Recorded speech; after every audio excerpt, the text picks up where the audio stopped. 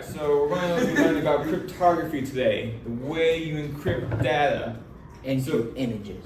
And images. Anything that's data related. So, alright, do you guys remember what an address was? An address in programming. And what that represents. So an address is, of course, the place where you store your data. And that is where it is located inside a program. So we can represent this address using decimals, hex notation. Your IP addresses? No, IP address is something different. IP address is represented in... Is that your network address? No, that's, well, depending on what the IP address is representing, it could be either a host, a network, a gateway, some server, stuff like that. Yeah, so certain IP addresses like what you're thinking, it might be a physical device, like the IP address of this. So with these values here on the left, that's your address. That's your address in this side of the program. What we have here on the right side, near the address, is the hex values. This is, of course, representing the data inside our program. And then on the far right side is, of course, your characters, your actual data that's inside the file. And we represent this data through ASCII text. And ASCII text is just, it's a standard way of encoding data in computers. So as we can see here, it stands for the American Standard Code for Information Interchange, designed in the early 60s, and it contains 7-bit characters and of 128. So we can see, of course, the ASCII characters represented by the hex notation, decimal notation, and what that character actually represents. So, for instance, if I wanted to represent the capital letter A in ASCII notation, it would be in hex 41 and decimal 65, as you can see all the way to the left side over there. And if you want to represent the letter lowercase a, it will be hex 61 decimal 97. Does that make sense? Yeah. Okay, so now that we got the review done, we're going to be learning about some data encryptions and some techniques of using data encryptions to encrypt what you want. Encrypt, yeah. So there's two types of things when it comes to encryption. So the ciphertext, and that's the text that's being encrypted, and the plain text. That's the text that isn't encrypted, or what you get after you uncrypt your ciphertext. All right, so when it comes to security and encryption, it's mainly based on how long it takes for that encryption to be cracked, to be broken into. Let's say you have an encryption that takes 10 years to, all right, now hear me out, right? It takes 10 years to decrypt, right? That is technically a secure encryption because no one is going to want to spend 10 years to actually decrypt that encryption you have, right? It's not worth it. They will be, in relative speaking, no one's going to spend 10 years in decrypting that, right? Because by then, things will change and that encryption might not even be worth it anymore. So everybody knows that you can brute force anything, right? If you want to brute force my password on this, it's possible, but obviously there's a certain amount of times of the computer that will check to see what a password will be. And we can represent this time by n to the second, where n is how large the encryption is based on bytes, based on the bytes, the bits of it. So if I had an encryption that was like 16 bytes big, right? That would be 2 up to the 16th, and that's how many seconds it would take for it to be decrypted. So there was actually a really interesting quora that someone explained here, and it makes sense with how encryption works, and you don't want to spend how secure it is based on how much time you have to take to actually decrypt it. So there was one example he said where there was an encryption, a 256-bit encryption, and that was represented by this time value right here. And they used Bitcoin's network hash rate to actually tell you how long it would take to have this huge organization like Bitcoin to actually crack a 256-bit encryption. And they said, even with all that time, even with all that resources that Bitcoin has, it would take that many years to actually decrypt it. And it's actually not that hard to make a 256-bit encryption too. You see what I'm saying?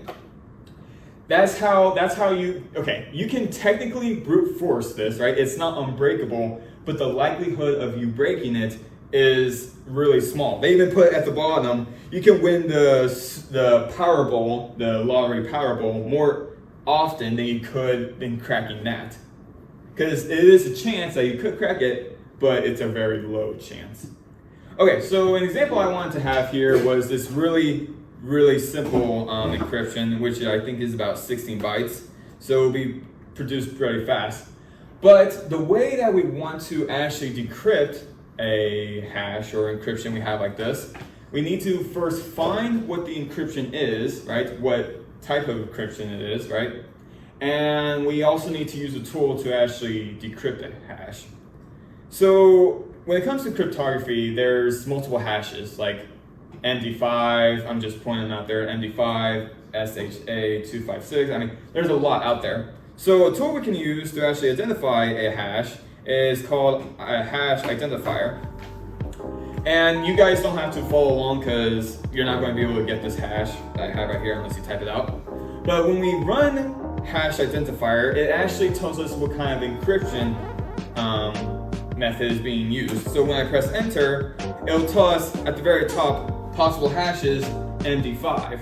So right now we know that this hash we put in here is most likely an MD5 hash. And usually it's pretty correct. It knows that it's an MD5. So I'm going to do Control C to exit out of that. And one other tool that we're going to go over to actually decrypt a hash is called John the Reaper. So John the Reaper is basically like a brute force and dictionary method to actually decrypt hashes. Then they'll show you the plain text, the decrypted version of the ciphertext. So to use John the Reaper, you'll type in John, right? And you'll have to first put your encryption in a file. So I'm going to echo my encryption and pipe that into a file. So I'm going to do file.txt. Then I'll use John, the file's name, and then the format that was used to encrypt this hash. Now, does anybody remember what the encryption was? MD5, perfect. So did I spell that right? Oh wait, no. Okay, so right now you can't just put in MD5 because John has some weird formatting, like you can't just do MD5, it's called some other stuff. So if you actually wanted to show all the list of formats, you do -- list equals format. Oh, I forgot an S. That's nice. Yep, forgot an S when typing in formats. Okay, so this will show you, of course, all the list of formats that John can do, and you can also filter out these formats by using the grep command. And if I want to do MD5, right, it will show me the MD5 encryptions that we could do. So MD5 crypt, MD5 crypt -long, and so forth. But there's also one other that they don't mention here, and I'm not sure why, but that's raw-MD5. And raw-MD5 will use all these MD5 encryptions for that. There's also raw SHA-256 and all these others, but raw is going to be your default, your basic. So if I wanted to decrypt this hash, I'll do John, my file, so file.txt, and then format, which is my file encryption type, which was raw MD5. And this is, of course, it might not have been 16-bit, it might have been 4-bit, but so if I enter, it's going to do it really quick because of how small it is. And I did that on purpose because actually trying to decrypt a 16-bit takes a little bit longer. So when I decrypt that, I get the hash cyber. I get the plain text cyber. That is what the encryption was for this. This ciphertext, this MD5 encryption, converted into the plain text cyber. Oh, question mark because it's saying it might or it might not be. But like I said, this is a really low encryption type, like low byte set. So it is actually. Orange is going to be your most likely. You might have another question mark, like another instance where it says oh, it could also be this data or another data. But MD5 is actually, you can't really change the value of MD5 hash. Like it can't be something else as well.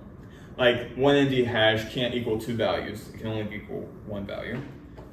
So another thing when it comes to encryption is symbolic encryption. And that is changing the data that you have and replacing it with some symbols like emoji or some other cryptographic symbol. So with this, with doing this whole cipher and encryption with symbols, actually dates back to 400 BCE. Very, very old. And like people in Mesopotamia and Egypt started using these encryptions, and it was actually pretty secure because usually only one person would know how to actually decrypt these, or you have like a key, a way to actually decrypt these, but that key was usually kept secret. So we have this crypto challenge that you guys might have known from last week when I posted on Discord. And this crypto challenge was, of course, using emojis, and you have to convert these emojis to your plain text, right? For actually the unencrypted. So I'm going to copy this. And to actually decrypt this, there's two things that we have to know. We have to know what a substitution cipher and a Vigenère cipher is. So a substitution cipher is a way to substitute each character in your plain text into a different type of text. So for instance, if I had the plain text,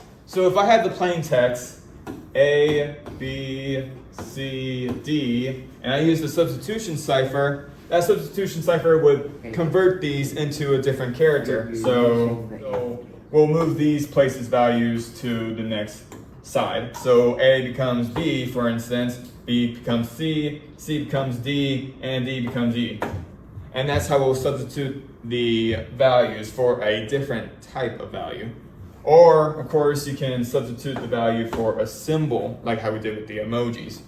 The last thing we're going to have to know when decrypting this emoji cipher is the Vigenère cipher. So the Vigenère cipher allows it so that you can rearrange your data in a certain way. So I can rearrange the data, like plain text A, B, C, D, and position F to like the first N, and D to the first N, and A to the last N. Usually when it comes to this, you'll have to specify a key, right? A way that you'll encrypt this, and you'll need that key to actually decrypt this cipher. But for the sake of things, in this challenge I made, I didn't specify a key. So one thing to do to actually substitute each emoji with a character, we can either make an online source, like look on an online source to substitute each emoji for a character. Or what I did is I used ChatGPT to actually make a program to convert each emoji to a character. So if I go to my terminal, I made the program inside subcipher py. What was py again? Python, okay. I'm going to remove this file real quick. And then I'm going to neovim into subcipher py. Okay, so what this is happening, what it's doing right now, is I'm going to take the emojis inside this variable, right? It's going to store those emojis. And we're going to have to import the ASCII lowercase characters, right? Because if I said in the beginning, the challenge was all lowercase values. And what we're doing here is we're going to put those characters inside here and replace them with with another character. So if these emojis repeat, like for instance, if this emoji repeated and we represented it at A, when it repeats again, that same emoji will be represented at A again. Okay, so I'm going to run this program real quick. Python 3 subcipher.py, and as you can see, it converted each emoji into an actual character, right? We have A, B, C, D, E, F, G, right? And every emoji that repeated itself, it replaced that same emoji with the same letter, right? I'm going to copy this. And the next thing we're going to have to do is look up the Vigenère cipher, right? To replace each character inside the substitution for the actual plain text, to get the original plain text. QUIP. Yeah, QUIP. So this is an online source to use the Visionary cipher. You can, of course, use ChatGPT again to make your own program, but an online source will do just fine. So I'll paste that in, and I'll click the solve button, and it's going to go through all these lists of the possibilities that this ciphertext could actually be. So we can even see on the first one that it said that it actually decrypts it pretty well. So it says, when it comes to encryption, there's a lot of ways to encrypt things, especially for this challenge. And we can see here at the end is the flag, right, for the challenge that I put where you will actually specify your key. We have cyber, D, emojis, some other jazz. So what's the problem about this program is that it doesn't actually replace like a character at the end with like a curly bracket or end curly bracket. So you might have to find some own ways to actually, change it into how the flag format was meant to be. So for cyber, you'll see that at the end, we're meant to have a curly bracket because that's how flags are formatted. You guys remember how flags are formatted? CTF flags? Okay, so a flag will be formatted as the name of it, and then one curly bracket, and then a closed curly bracket, and then they'll have an underscore between spaces. So if I had, for instance, a sentence like the word, I would put a space in between the and word. Oh, it's not a space, it's an underscore. So of course we can see here that it says cyber, close, open, curly bracket, and we have E-I-S. I'm assuming it might be emoji, right? And then we have K, and then we have R right here. Now we can see that what word are we trying to say here between R, K, and then pretty? Does anybody know what would go in between that? Space. Yeah, the space, but of course that was represented as the Underscore. underscore, good. And you guys remember with every substitution, the emoji would be replaced by the same character? So if I had like a unhappy face emoji, and now it'd be represented as like A, and I've had another unhappy face emoji, that would be represented as A again. So you guys remember how there was K over here. We have K between pretty and cool, and we have K again between emoji and R. Yeah, emojis and R. So what character would that be if we had an underscore right here? Space. Yes, which is not a space but an underscore. Yes. So we can already check that. Boom, K's are gone because they are the spaces, the underscores. So one thing I would like to mention about emojis is that when you actually encode an emoji, it can be represented as multiple values, like for instance a hex value. Unhappy face like this, right? That would most likely represent as two data types of 0A and then like 0B or something like that, right? Not to actually say that it is equal to that, but it has to represent two data types. So as we can see here, back into our encryption, we can assume that JUQ is being represented as the two data types, as what we're saying. So obviously emojis are pretty cool. That might be the end of the flag. And of course, to close it, we'll use the closed curly bracket. Last thing before we actually get into something a little more exciting is network encryption. So network encryption is how everybody here on the internet will communicate to each other based on like a server, communicating to a server or a website or even to your computer. So you use these things called RSA encryption, and that creates a private key and a public key. The private key is what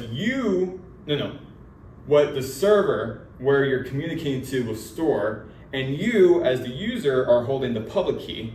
You communicate to the server to transfer your public key, and the server will have your public key to see if it matches with their private key. They actually match. They actually It's like a key and a lock. yeah, it's like a key and a lock, except they theoretically say that they're both keys and they both unlock each other. So like they're a key and a lock at the same time. So let's say, for instance, I want to send data to this recipient here. You, as the sender, are sending this plain text, right? This plain text is being encrypted by the recipient's key, your public key, right? Which creates the ciphertext, your encryption. Then it reaches its destination. It reaches your recipient, which gets decrypted by the private key, the key that the recipient has. And of course, that converts back to the plain text. And the reason why we have these encryptions, why they even exist, is because it's actually possible to have someone in the middle of these two connections to catch the data that the sender sent and to see the contents of it. And if we have a key that only the sender and recipient has that can unlock this encryption, then we know that our data is secure. It can't be taken by someone else. So there was actually a really nice video to explain this, probably a lot better than what I'm doing right now. And it was mainly shown by Sam's uncle. The ruins, tension grew between the Soviet Union and the United States. It was clear that the next global superpower required the ability to both launch and successfully defend nuclear attacks from intercontinental ballistic missiles. In North America, the most vulnerable point of attack was over the North Pole. So in 1958, a joint effort between the United States and Canada was established, known as NORAD, or North American Aerospace Defense Command. An important line of defense was the semi-automatic ground environment. It was an automated system of over 100 long-distance radars scattered across North America. They were connected to computerized radar stations that transmitted tracking data using telephone lines or radio waves. All of this radar information was fed into a primary warning center buried a mile deep inside Cheyenne Mountain in Colorado. This application of machine-to-machine communication allowed operators to make split-second decisions using information transmitted and processed automatically by computers. This idea of being online was quickly adapted and advanced by universities in the following years as they understood the potential of computer networking. The thing that makes the computer communication network special is that it puts the workers, the team members who are geographically distributed, in touch not only with one another, but with the information base with which they work all the time. And this is obviously going to make a tremendous difference in how we plan, organize, and execute almost everything of any intellectual consequence. If we get into a mode in which everything is handled electronically and your only identification is some little plastic thing you stick into the machinery, then I can imagine that they want to get that settled up with your bank account just right now and put it through all the checks. And that would require a network. Money transfers were just one of a growing number of applications which required encryption to remain secure. This is part where the As RSA grew comes to in. encompass millions around the world, a new problem emerged. At the time, encryption required two parties to first share a secret random number known as a key. So how could two people who have never met agree on a secret shared key without letting Eve, who is always listening, also obtain a copy? In 1976, Whitfield Diffie and Martin Hellman devised an amazing trick to do this. First, let's explore how this trick is done using colors. How could Alice and Bob agree on a secret color without Eve finding it out? The Eve trick is the person based on listening two and their facts. connection. One, it's easy to mix two colors together to make a third color. And two, given a mixed color, it's hard to reverse it in order to find the exact original colors. This is the basis for a lock. Easy in one direction, hard in the reverse direction. This is known as a one-way function. Now, the solution works as follows. First, they agree publicly on a starting color, say yellow. Next, Alice and Bob both randomly select private colors and mix them into the public yellow in order to disguise their private colors. Now, Alice keeps her private color and sends her mixture to Bob. and Bob keeps his private color and sends his mixture to Alice. Now the heart of the trick. Alice and Bob add their private colors to the other person's mixture and arrive at a shared secret color. Notice how Eve is unable to determine this exact color since she needs one of their private colors to do so. And that is the trick. Now, to do this with numbers, we need a numerical procedure, which is easy in one direction and hard in the other. This brings us to modular arithmetic, also known as clock arithmetic. For example, to find 46 mod 12, we could take a rope of length 46 units and wrap it around a clock of 12 units, which is called the modulus, and where the rope ends is the solution. So we say 46 mod 12 is congruent to 10. Easy. Now, to make this work, we use a prime modulus, such as 17.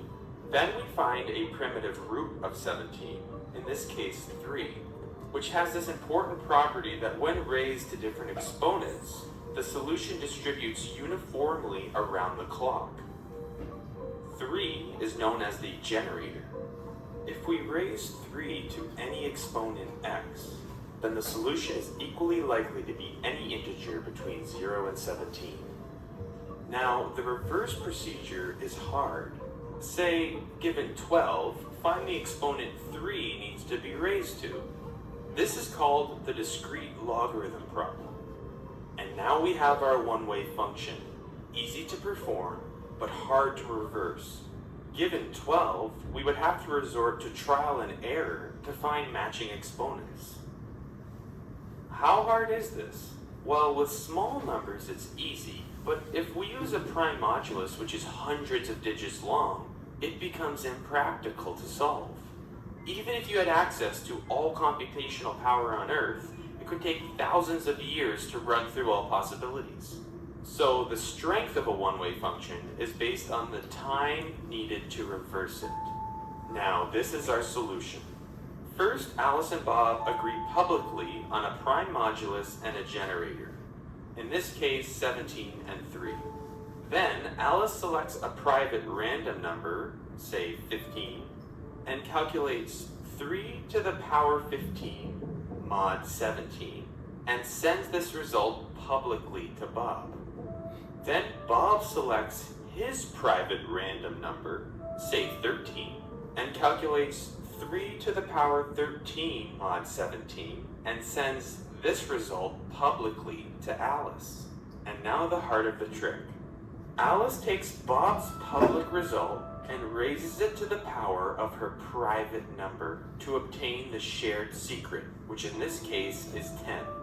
Bob takes Alice's public result and raises it to the power of his private number, resulting in the same shared secret. Notice they did the same calculation, though it may not look like it at first. Consider Alice. The 12 she received from Bob was calculated as 3 to the power 13 mod 17. So her calculation was the same as 3 to the power 13 to the power 15 mod 17. Now consider Bob. The 6 he received from Alice was calculated as 3 to the power 15 mod 17. So his calculation was the same as 3 to the power 15 to the power 13. Notice they did the same calculation with the exponents in a different order. When you flip the exponent, the result doesn't change. So they both calculated 3 raised to the power of their private numbers. Without one of these private numbers, 15 or 13, Eve will not be able to find the solution. And this is how it's done. While Eve is stuck grinding away at the discrete logarithm problem, and with large enough numbers, we could say it's practically impossible for her to break the encryption in a reasonable amount of time. This solves the key exchange problem. It can be used in conjunction with a pseudo-random generator to encrypt messages between people who have never met. And that's the heart of the whole encryption. Between RSA having your private key and having your public key, so that you can have Eve, the person man in the middle, person intercepting your communication, to decipher what you guys are talking about. All right. The last thing, the next thing we're going to do for this is hack the box. So We're everybody gonna go, hack the boxes. yeah, we're going to hack some servers, hack some sections. Okay. So everybody go to the website hackthebox.com, and you're going to want to hit the sign in. So actually, I'm going to do it with you. So everybody do Hack the Box Labs. All right, and the place we want to start is Starting Point, and you should already have been on that if you just clicked the first part when you signed in. So you'll click on Starting Point, right? And the first machine that we want to infiltrate or own is this meow one, right? It's going to tell us some of the basics of protocols, networks, and other stuff, and we're going to be able to infiltrate this. We're going to want to connect to this virtual box, and what we want to do is connect through a VPN. So we're going to use OpenVPN to actually connect to this. So here at the bottom, OpenVPN. So here at the bottom, we're going to see connect using OpenVPN. We'll click on that, and we'll want to use United States starting point, because if we use European, it'll take way too long. Use starting port 1 or 2. It doesn't matter, I'm going to use 1. And it takes a little bit to load, right? And then it says download VPN. You'll download your VPN, and now what you want to do is you want to go to your terminal, type in go to your downloads, make sure it's in your downloads, right? Oh, you also have to run sudo on OpenVPN.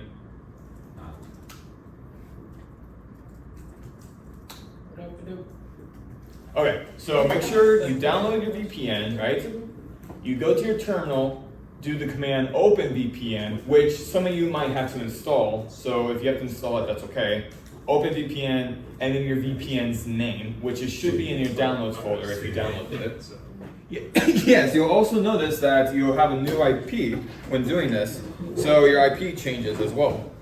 Connected. You're actually connected. You'll know if you're connected by this green check mark happening right there. All right, next thing you guys are going to want to do is click on this little icon called Spawn Machine. That's going to spawn the machine with an IP address that we can connect to remotely. Okay, so the first task that it says is, what does the acronym VM stand for? All right, so the acronym VM stands for virtual machine, and a virtual machine is a way to create another machine on your system that is basically an isolated machine, so that you can have other people connect to that machine and not to your actual host. So let's say, for instance, I had a Windows desktop computer, and I wanted to install a Linux virtual machine. I can install Linux, the operating system, on Windows as a virtual machine and have them as like two completely different systems, two completely different computers, even though it's the same computer. So what tool do we use to interact with the operating system in order to issue commands via the command line, such as the one to start our VPN connections, also as console or shell? Terminal, great job. So put in terminal on there, and make sure you're putting them in, because at the end we're going to have to actually log into the system. So it goes in order. So what service do we use to form our VPN connection into Hackabit Labs? It was the command we used before our VPN. It started with an O, ends with an N. No VPN. OpenVPN. OpenVPN, yes. That's No VPN. the service that we're using to establish this VPN connection. What tool do we use to test our connection to the target with an ICMP echo request? So this is basically to test your connection from your client, from your host, to wherever you're requesting the connection is. It ends with a Ping. Ends with a G. Ping. So what is it? Ping? Ping. Ping. Perfect. Yep, ping. What is the name of the most common tool for finding open ports of a target? Of course, Nmap. Sam was able to get that. Nmap. Yes, Nmap. Nmap. Huh? Nmap is a way where we can actually scan our target and find open ports and open services on a target. So, what service do we identify on port 23 TCP during our scans? Telnet I protocol. wasn't there. I actually don't know every single ports there is, but with, Telnet. yes, it's Telnet. But I actually posted a Google Doc of each port that you can find on Discord. So, everybody, actually, what we're going to need to do right now, since the next thing is what username is able to log into the target over Telnet with a blank password. Oh, what is that? Does everybody know? No. Okay, well, Don't tell us. I'll tell you once we actually run nmap on this system. So everybody go back to your terminal. And you'll want to use the command nmap. Make sure you have nmap installed. So if you don't have nmap installed, get that installed. Shouldn't take too long. So when you have nmap installed, you're going to want to use the parameter SV. And SV is how we're able to integrate each port on that system and find out whether it's open, whether it's closed. And the second parameter we're going to want to use is the -p command, or the -p parameter. And that's going to check a specific port, right? We can do -p- to check all ports on an IP, or specify the port that we want. For instance, 23, since 23 is the telnet port. Then of course, Control-Shift-V to paste your IP address. So you won't have to wait too long. It might have already been done by now. And we can see that port 23 is running on the service telnet, and the state that it is that it's open. So we can actually connect to it. And you can also see that the version, what is the operating system of this? Can anybody tell me what the operating system of this system is? Linux. Linux OS. So on this one we have to use the telnet service. So to do that, we'll use the command telnet, right? Telnet and then our IP, right? And when we connect to that, it will try to connect. Might take a little bit. Oh, fudge. Oops. I accidentally did it wrong. Gosh dang. I accidentally put a dot at the end. Well, anyway, I connected, right? It's fine. So don't put that dot at the end like I did. But once you run telnet and then your IP, right, you'll get transmitted into the service. Okay, so with the new meow login, you'll want to do, we want to get root privileges on this, right, for telnet. Yeah. And that was the question before. So for the login, we'll do root, right? And now, boom, we have root privileges inside this system. So we can also go back to task number 7 and show that task number 7 asked for the root user. Now, what I want you guys to do, I want to have you guys use your, your knowledge of Linux commands to find a flag file and to run the flag file and see what you get.